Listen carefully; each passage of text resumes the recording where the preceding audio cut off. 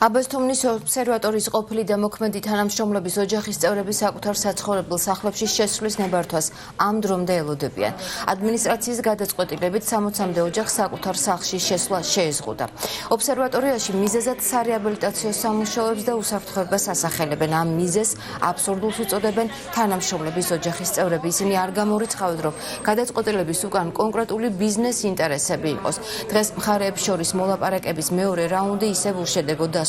მიუხედავად წარდგენილი სიებისა, მეცნიერ მკვლევარების ახლობლებმა საკუთარ სახლებში შესვლის ნებართვა ვერ მიიღეს. ცნობილია, რომ სარეაბილიტაციო სამუშაოები წლის ბოლომდე გაგრძელდება.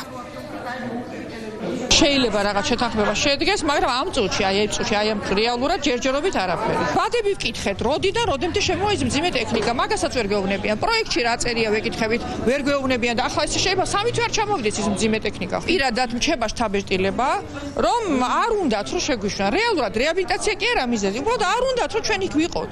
ჩვენ დავემშვიდობოთ უნდა ჩვენ ბავშვობას, ჩვენ მოგონებებს ყველაფერს და ეს უნდათ. ჩვენი ბინები უნდათ, რა მეტი არაფერი არ უნდათ მაგათ. არ ვიცი რა კიდე რა არის ამის უკან. არ გვეუბნებიან რეალურად რა არის მიზეზი. აბსურდული საფუძვლით არის გამყარებული ეს ბრძანება. სამშენებლო სამუშაოები, რომლებიც მათი თქმით არის მასშტაბური, რაც არ შეესაბამება სიმართლეს და რომც იყოს მსგავსი რამ, მე მგონი თანამედროვე სამყაროში ყველამ ვიცით, რომ ეს უნდა იყოს უსაფრთხოდ და ეჭვები არსებობს. ბევრნაირი საკურორტო ზონად გადაქცევა, სამეცნიერო დაწესებულების ვთქვათ, არის კერძო ინტერესები,